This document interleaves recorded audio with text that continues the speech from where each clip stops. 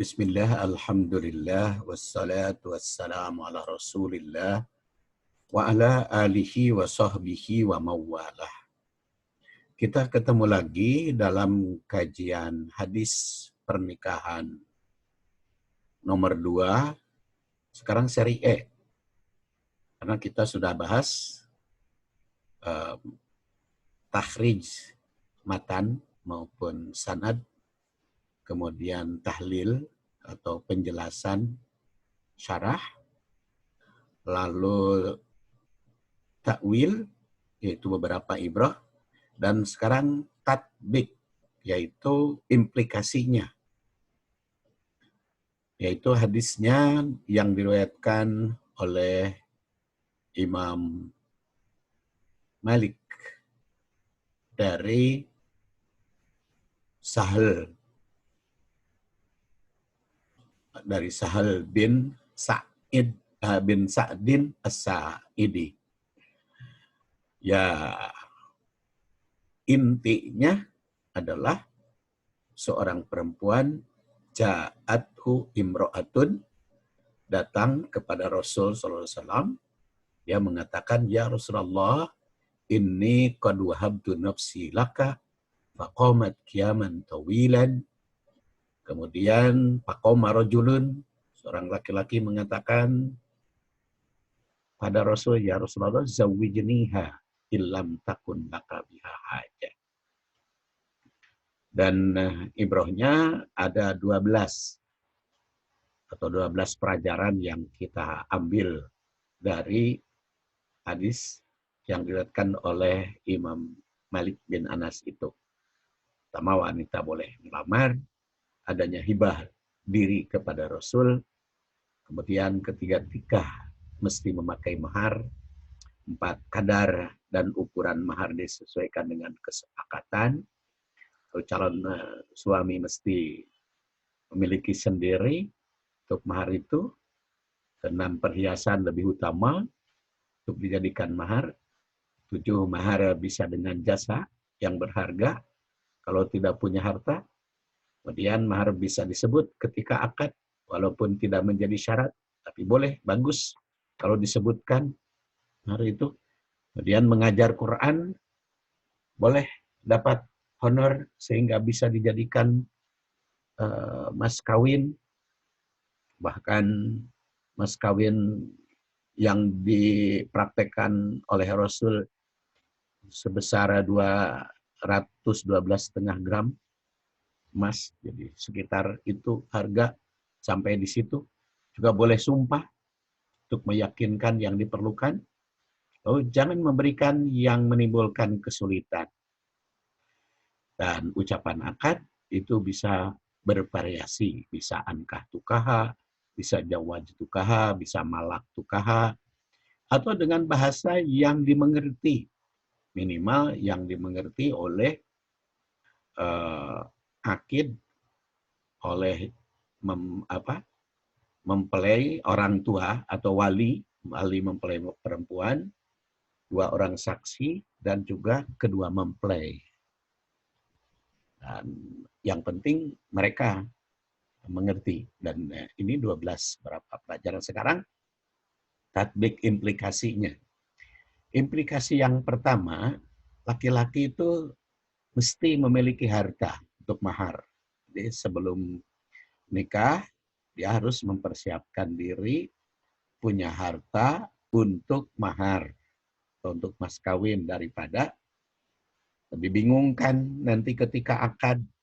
Ketika akad ditanya oleh wali, kalau di Indonesia itu oleh KUA atau oleh penghulu, apa mas kawinnya? Bingung jawab apa. Makanya pertama tadi dimusyawarahkan, ketika khutbah sudah disepakati, jangan kumaha engke, dan sudah disiapkan. Kalau tidak siap, ya katakan non tunai atau bagaimana. Jadi ketika seorang pria itu menawarkan diri untuk dinikahkan pada wanita yang datang, Rasul itu bertanya, yang ditanyakan oleh Rasul pertama kali adalah, hal indaka min syai'in tusdikuha iya ini yang ditanyakan pertama oleh Rasul.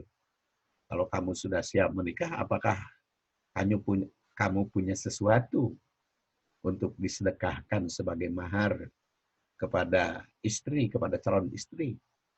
Jadi, harta minimal yang dimiliki oleh mempelai pria itu cukup untuk mahar. Tapi ini dipersiapkan. Makanya jangan minta sumbangan kepada pihak wanita, ya harus mempersiapkan diri. Ini implikasi yang pertama. Persiapan, kalau mau menikah, mempelai laki-laki harus punya harta untuk dijadikan mahar sesuai dengan kesepakatan si perempuan. Walaupun beberapa waktu yang lalu kan ada mahar dengan segelas air mineral dan sepasang sendal jepit. Ya kalau itu disepakati oleh pihak perempuan, silakan saja dengan apapun.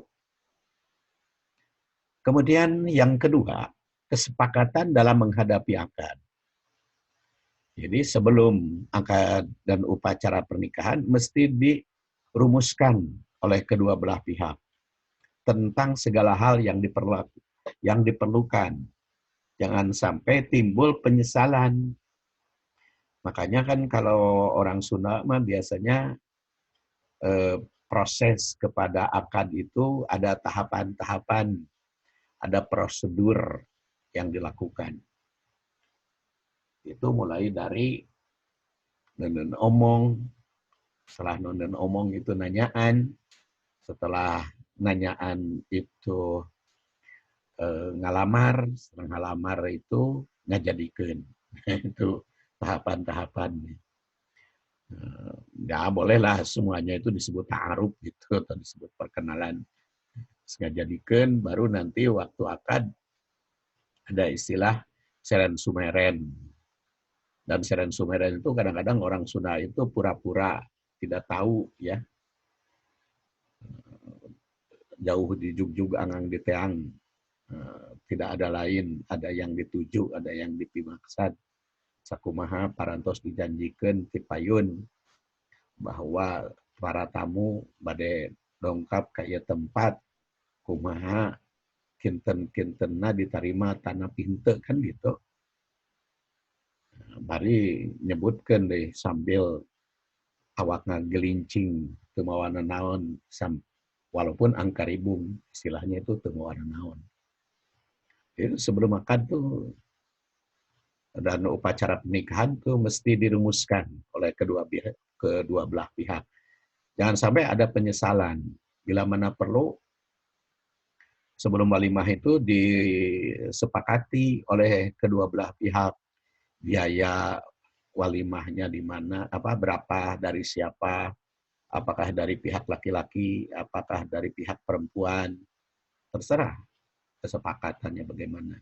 Dan berapa jumlahnya, di mana tempatnya akad itu. Walaupun di Indonesia mah banyak akad di masjid ya. Banyak yang melangsungkan akad nikah itu di masjid. Padahal kalau di zaman Rasul belum pernah saya menemukan hadis yang menerangkan bahwa Rasul akad di masjid. Jadi Rasul itu akad ya di tempat mempelai wanita oleh wali mempelai pria. Jadi di rumah kita perhatikan saja pernikahan Rasulullah Shallallahu Alaihi Wasallam. Enggak ditemukan itu tempatnya akad itu di masjid. Itu di tempat atau tempat tinggal perempuan. Dan setelah tempat akad bertempat tinggal di perempuan, kemudian si mempelai itu terserah mau kemana, mau tinggal dulu di rumah perempuan atau dibawa langsung. Tapi yang jelas, kalau yang dinikah itu gadis, maka si laki-laki itu berdampingan dengan gadis selama 1 minggu. Tapi kalau yang dinikah itu janda, bisa 3 hari. Nah, nanti kita bahas ya secara khusus. Tapi yang jelas harus ada kesepakatan tentang segala hal. Jangan sampai timbul penyesalan. Apalagi akadnya anyukna hutang, pinjam sana, pinjam sini. Tahu-tahu dapatnya sedikit, akhirnya setelah akad punya utang. Jangan sampai seperti itu. Jangan sampai menimbulkan penyesalan. Jadi kesepakatan ini penting. Yang ketiga, cara mendapatkan jodoh itu ada sunnahnya, ada contohnya dari Rasul. Jodoh yang diungkapkan dalam hadis ini kan seperti tidak disengaja. Yang jelas, yang mendapatkan jodoh yang diungkapkan atau tersirat di dalam hadis ini dua orang, yaitu laki-laki dan wanita. Wanita yang menghadap Rasul SAW yang diungkap dalam hadis ini, awalnya kan tidak tahu siapa calon suaminya. Dia minta pada Rasul untuk dinikah oleh Rasul dengan kalimat wahabtu nafsi atau qad wahabtu nafsi. Tapi kan oleh Rasul ditawarkan ke pihak lain. Nah, si perempuan itu kan tidak tahu calon jodohnya, tapi itu dijodohkan oleh Rasul di atas permintaan si laki-laki. Jadi ada pertemuan jodoh oleh pihak ketiga, ya. Nah, tiba-tiba seorang pemuda yang menawarkan diri, ya. Jadi jelas bagi Rasul mempelai perempuan ataupun mempelai laki-laki belum mengetahui sebelumnya siapa jodohnya. Si perempuan tidak tahu jodohnya. Si laki-laki juga tidak tahu apakah bisa enggak menikahi si perempuan itu. Berbicara tentang pemilihan jodoh, kita bisa melihat juga peristiwa pernikahan Rasul dengan para istrinya. Kan perempuan yang pernah dinikah oleh Rasul itu 12. Dari Siti Khadijah, kemudian Siti Saudah, Aisyah, Hafsah, Ummu Salamah, Sophia binti Huyai bin Akhtab, ada Zainab binti Jahaz, ada Zainab bin Huzaimah, ada Maimunah, ada Roqayyah, ada Romlah. Nah, itu kan pertemuan dengan Rasulnya itu beda-beda. Maka semua perjodohan yang didapat oleh Rasul atau istri yang mendapatkan Rasul itu caranya beraneka ragam dan itu merupakan gambaran bagi kita sebagai umat. Mau seperti mana ada untuk mendapatkan jodoh itu. Rasulullah SAW dengan menikah dengan istri-istrinya itu bermacam-macam penyebab dan bermacam-macam proses pelaksanaannya. Namun kalau dikaitkan dengan masalah memilih pasangan hidup, ada beberapa cara. Pokoknya pertama kita lihat pertemuan Rasul dengan Siti Khadijah. Walaupun pertemuan Rasul dengan Siti Khadijah itu kan qoblal bi'tsah itu sebelum diutus, tapi kan itu juga termasuk ke sirah nabawiyah di dalam ulumul hadis yang saya bahas bahwa salah satu pengertian hadis atau sunnah itu adalah sifat khuluqiyah dan kholqiyah Rasul, baik sebelum Rasul diutus ataupun apalagi sesudahnya. Dan ini pertemuan pertama dengan Siti Khadijah, salah satu contoh. Yang tentu saja ada istri lain yang punya kemiripan dengan Siti Khadijah, proses pernikahannya. Nah, ketika Rasul Shallallahu Alaihi Wasallam dengan Siti Khadijah itu yang melamar Rasul.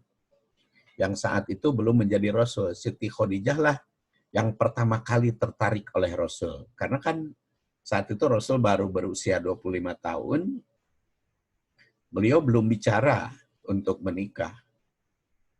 Sehingga pada saat itu Rasul SAW diangkat sebagai manajer pemasaran dalam perusahaan Siti Khadijah.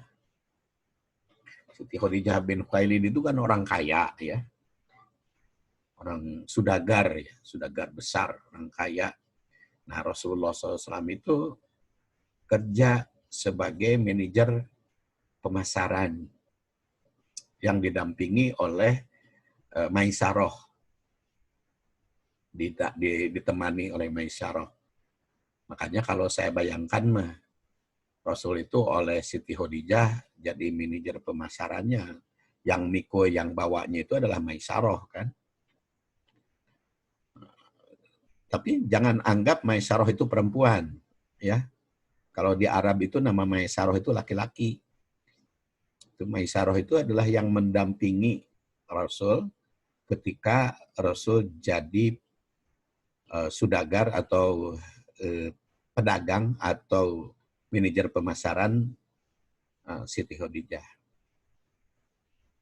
Beliau Maisarah itu seorang laki-laki budak belian milik Siti Khadijah. Makanya yang mikul dagangannya yang diniagakan oleh Rasul adalah Maisarah. Jadi menemani Rasul dalam menyebarkan dan memasarkan dagangan Siti Khadijah. Nah, pulang dari berdagang, Siti Khadijah itu selalu menanyakan kepada Maisarah tentang bagaimana keadaan Muhammad yang pada saat itu belum diangkat jadi Rasul.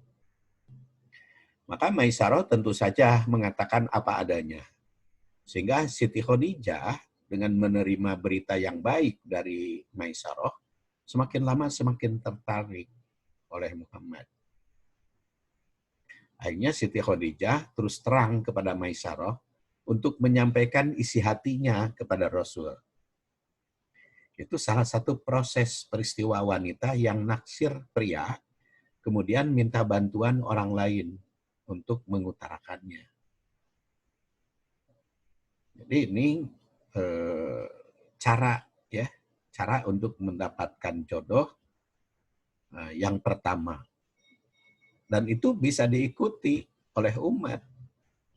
Kalau perempuan tertarik oleh pria, bisa perempuan itu minta bantuan pria lain untuk menyampaikan salam perkenalan, untuk menyampaikan isi hati, untuk menawarkan sedia atau tidak jadi suami atau memperistri beliau. Itu cara pertama. Kedua, setelah wafat Siti Khadijah, Rasulullah SAW itu kan jadi duda, ya. Jadi duda setelah Rasulullah SAW wafat. Itu ketika Rasul berusia 50 tahun. Berarti Siti Khadijah 40 ditambah 25, berarti 65 tahun Siti Khadijah itu wafat setelah berumah tangga dengan Rasul selama 25 tahun. Jadi ketika wafat, Siti Khadijah berusia 65 tahun. Nah, dengan wafat Siti Khadijah, Rasul itu menduda. Nah, peristiwa pasangan yang pada mulanya tidak memikirkan untuk berkeluarga. Rasul itu belum memikirkan untuk berkeluarga, untuk menikah lagi. Apalagi kan Siti Khadijah itu istri yang sangat baik, yang solih, yang siap berkorban tenaga maupun harta. Boleh kita bayangkan ketika Rasulullah SAW berusia 40 tahun di Gua Hiro. Itu yang menyantuni Rasul ketika di Gua Hiro kan Siti Khadijah. Naik ke Jabal Nur ketika Rasulullah berusia 40. itu masih kuat Siti Khadijah itu. Berarti usia 55 itu masih bisa naik gunung Siti Khadijah. Itu tenaganya. Hartanya juga dihabiskan oleh Siti Khadijah untuk memperjuangkan agama Islam. Bukan main perjuangan agama Islam pada saat itu. Rasulullah pertama kali itu menantang, pernah diboikot ekonominya. Segala macam. Tapi Khadijah mengorbankan harta dan tenaga. Maka ketika Siti Khadijah wafat, tahun itu dinamakan Amul Hazan atau Amul Huzni, tahun kesedihan. Nah, pada tahun kesedihan itulah ada orang lain yang aktif. Peristiwa ini terjadi ketika pernikahan Rasul dengan Siti Saudah. Rasul pada saat itu belum semangat untuk menikah karena masih dalam keadaan duka, ditinggal wafat oleh Siti Khadijah. Demikian pula Siti Saudah belum memikirkan untuk menikah karena pada saat itu masih dalam keadaan berduka cita ditinggal wafat oleh suaminya. Walaupun pada saat itu telah habis masa idah. Nah, oleh karena itu, baik Rasul maupun Siti Saudah belum memikirkan untuk menikah lagi. Maka haulah dia aktif untuk menjodohkan Rasul dengan Siti Saudah. Jadi, haulah itu datang kepada Rasul, menawarkan istri. Kemudian datang kepada Siti Saudah, menawarkan suami. Dan Rasul juga kan pernah menjawab, apakah ada istri bagiku yang sederajat dengan Siti Saudah. Kata haulah, ya kalau sederajat atau sama persis mah dengan Siti Saudah, Siti Khadijah agak sulit. Tapi ini minimal yang ditawarkan itu, kata haulah, tidak jauh baik usia, karakter, maupun akhlaknya. Saudah binti Jam'ah namanya. Akhirnya karena aktif, haulah itu bersedialah Rasul menikah dengan Siti Saudah. Jadi cara yang kedua adalah dijodohkan oleh comblang, oleh dipertemukan oleh pihak ketiga sehingga jadi. Dan Siti Saudah itu ternyata memang cukup soleh. Sampai ketika Siti Saudah sudah jadi istri Rasul, itu dipuji oleh Siti Aisyah. Aisyah juga istri Rasul kan. Dia mengatakan, ma ra'aitu imro'atan ahabba ilayya an akuna fi mislahiha min Saudah binti Jam'ah min imro'atin fiha hiddah. Qalat falamma kabirat ja'alat yaumaha min Rasulillah sallallahu alaihi wasallam li Aisyah. Qalat ya Rasulullah qad ja'altu yaumi minka li Aisyah. Fakana Rasulullah sallallahu alaihi wasallam yaqsimu li Aisyah yaumain, yaumaha wa yauma Saudah. Ini pujian istri Rasul Siti Aisyah kepada Saudah. Aku tidak pernah melihat perempuan yang sangat aku cintai melebihi Saudah. Begitu bagus, begitu baik akhlaknya. Ketika beliau sudah tahu aku sudah dewasa, setelah dinikah oleh Rasul, kemudian aku sudah dewasa, sudah siap melayani Rasul, maka dia menghibahkan gilirannya kepada Aisyah. Dia mengatakan, ya Rasulullah, qad ja'altu yaumi minka, aku berikan, aku jadikan hariku darimu li Aisyah, untuk Aisyah. Fakana Rasulullah SAW yaksimul Aisyah, sehingga Rasulullah SAW membagi giliran kepada Aisyah itu yaumain, jadi 2 hari. Atau 2 kali wanita lain. Karena yaumaha wa yauma saudah. Hari dia sendiri dan hari saudah.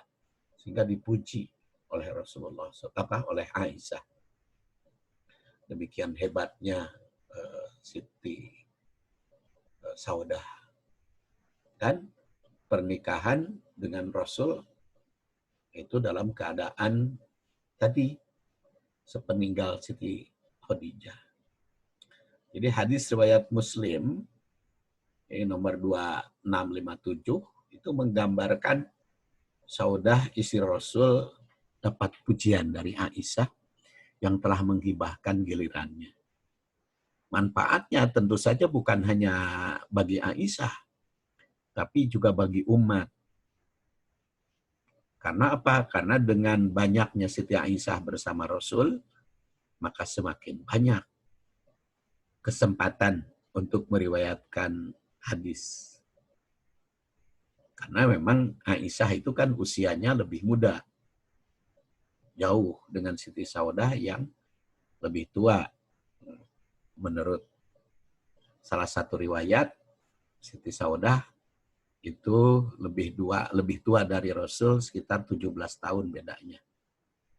Jadi ketika menikah dengan Rasul yang usia 50, Siti Saudah itu berusia 67. Kemudian berumah tangga. Dan Siti Saudah lah yang berumah tangga dengan Rasul ketika hijrah. Jadi, kan Rasulullah hijrah dari Mekah ke Madinah itu berusia 53 tahun. Itu masih bersama Saudah. Masih istrinya satu, yaitu Siti Saudah.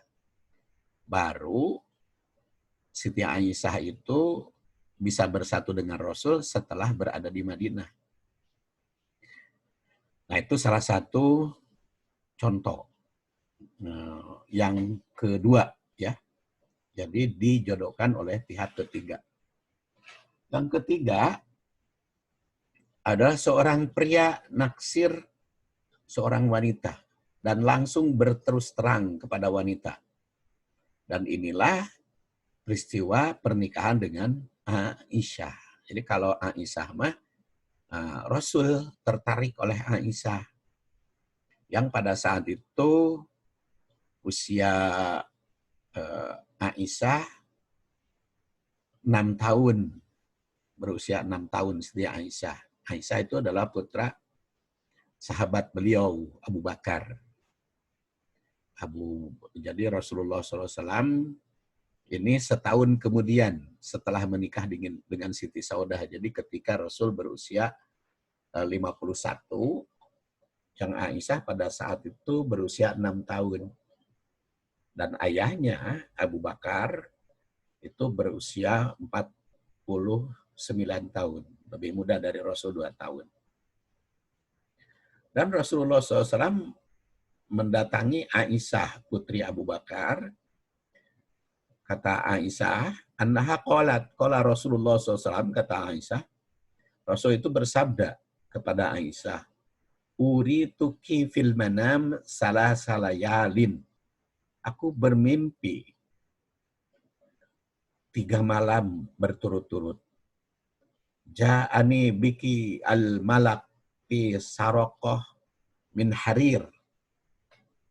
Datang kepadaku malaikat dengan bingkisan dari sutra. Fayaqul, dan dia berkata, hadhihi imra'atuk, ini adalah istrimu. Fa'aksifu an wajhik. Nah, maka aku buka. Ternyata engkau. Faida antihiya. Ternyata yang dihadiahkan oleh malaikat kepadaku teh engkau.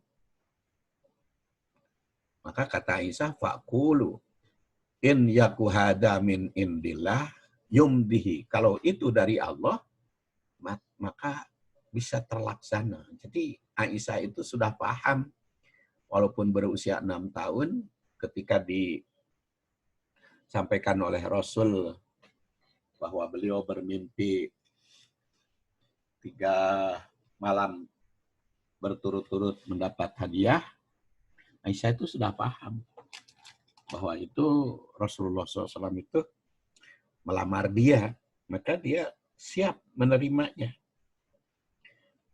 Dan karena Aisyah itu sudah siap, maka Rasulullah SAW menghadap kepada Abu Bakar melamar Aisyah.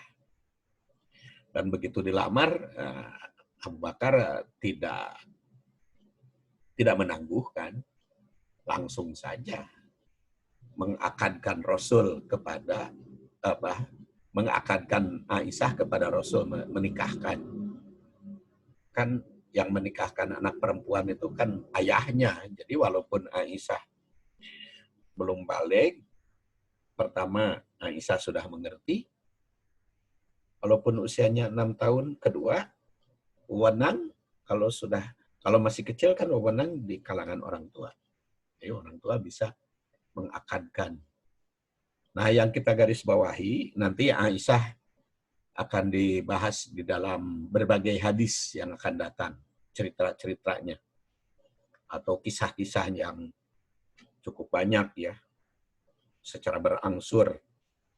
Nanti di dalam pembahasan hadis dari Aisyah akan kita uraikan lebih lanjut, tapi karena sekarang akan kaitan dengan jodoh.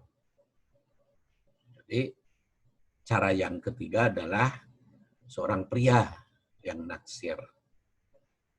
Hadis Muslim 4406 ini menggambarkan bahwa Rasul SAW lebih dahulu tertarik oleh Aisyah karena terdapat dalam mimpi. Dalam peristiwa ini Rasul sendiri yang memilih dan menhikmah Aisyah. Rasul datang sendiri kepada ayah Aisyah, yaitu Abu Bakar Siddiq, untuk melamar. Kemudian cara yang keempat, itu orang tua. Orang tua seorang wanita yang mengangkat seorang pria untuk dijadikan sebagai menantu. Itu diriwayatkan oleh Imam Bukhari nomor 3704. Kata Imam Bukhari, ahbaroni Salim bin Abdullah annahu sami'a Abdullah bin Umar radhiyallahu anhuma yuhaddisu anna Umar bin Al-Khattab hina ta'ayyamat Hafsah bin Umar bin Hunes bin Hudafah as-Sahmi wa kana min ashabi Rasulullah SAW qad syahida Badran tuwfiya bil Madinah qala Umar falaqitu Utsman bin Affan fa aradtu alaihi Hafsah faqultu in syi'ta ankahtuka Hafsah binta Umar qala sa'anduru fi amri falabistu layali faqala qad badali an la atajawwaju yaumi hadha qala Umar falaqitu Aba Bakrin faqultu in syi'ta ankahtuka Hafsah binta Umar fasomat Abu Bakar falam yarji ilayya syai'an fakuntu alaihi aujada minni ala Utsman falabistu layali summa khotobaha Rasulullah SAW fa'ankahtukaha ulangi fa'ankahtuha iyahu falakiyani Abu Bakrin faqala la'allaka wajadda alayya hina aradtu alayya Hafsah falam arji ilaik faqultu na'am qala fa innahu lam yamna'ni an arji'a ilaik fima aradta ilaik illa anni qad alimtu anna Rasulullah sallallahu alaihi wasallam qad dzakaraha falam akun bi ubsiya sirra Rasulillah sallallahu alaihi wasallam walau tarakaha laqabiltuha. Ini diriwayatkan dari Ibnu Umar, putra Umar bin Khattab, bahwa Umar bin Khattab ketika putrinya bernama Hafsah menjadi janda ditinggal oleh suaminya, ditinggal oleh suaminya. Itu Hunais bin Hudafah namanya As-Sahmi. Itu sahabat Rasul juga yang wafat, yaitu ketika jadi syahid perang Badar. Beliau wafat di Madinah setelah perang Badar itu. Maka Umar bin Khattab itu, kata Umar bin Khattab, aku datang kepada Utsman karena saking melihat anaknya Hafsah masih muda, waktu itu berusia 18 tahun, menurut sebagian riwayat, sudah janda, sudah habis masa idahnya, maka dia datang kepada Utsman menawarkan Hafsah. Dia mengatakan, in syi'ta ankahtuka Hafsah binta Umar. Kalau engkau berkenan, aku akan nikahkan Hafsah putra Umar kepadamu, wahai Utsman. Tapi kata Utsman, sa'anduru fi amri. Aku lihat-lihat dulu lah. Jadi saya masih masih banyak memikirkan urusanku, kata Utsman. Maka palabis tu layali, aku nunggu-nunggu. Faqala qad badali ala atajawwaja yaumi hada. Maka semakin Umar bin Khattab itu semakin gunlah, khawatir, sehingga akhirnya dia menghadap kepada Abu Bakar, menawarkan. Dia katakan, in syi'ta ankahtuka Hafsah binta Umar. Karena Utsman menyatakan tidak bersedia. Maka dia datang kepada Abu Bakar. Ya Abu Bakar, kalau engkau bersedia, aku nikahkan engkau kepada Hafsah binta Umar. Tapi Abu Bakar terdiam dan tidak menjawab apa-apa. Sampai Umar bin Khattab itu lama. Dan itu lebih marah Umar itu dibanding kepada Utsman. Kalau Utsman akan menjawab jelas. Kalau Abu Bakar tidak menjawab. Ya, kata Umar, aku diam, nunggu. Ternyata dalam keadaan menunggu itu, Rasul menghitbah Hafsah kepada Umar. Fa'ankah tuha iyahu, maka aku nikahkan Hafsah itu kepada Rasul. Dan pada saat itu datanglah Abu Bakar, lakiani Abu Bakar. Kata Abu Bakar, la'allaka wajadta alayya hina aradta alayya Hafsah. Aku tidak menjawab apa-apa itu karena memang khawatir mau menceritakan bahwa Rasul mau menikah, khawatir.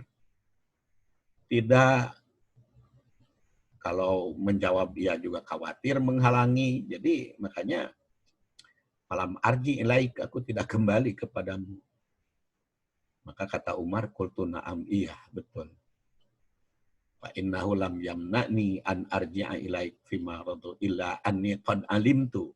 Sebetulnya aku memang khawatir, ada sedikit tahu sih, mungkin Rasulullah SAW berkehendak.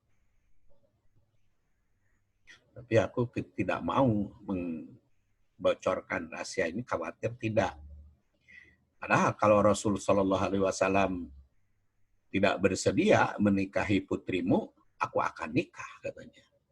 Kalau tarokahala kobil tuha, andaikan Rasul meninggalkan atau tidak menikahi putrimu, aku bahagia akan menikahi putrimu itu. Nah, jadi cara yang ketiga berdasar hadis ini adalah orang tua mencarikan jodoh untuk anaknya. Tapi waktunya ini harus berhenti dulu di sini ya. Kita bersambung pada bagian F. Subhanakallahumma wa bihamdik asyhadu an la ilaha illa anta astaghfiruka wa atubu ilaik. Assalamualaikum warahmatullahi wabarakatuh.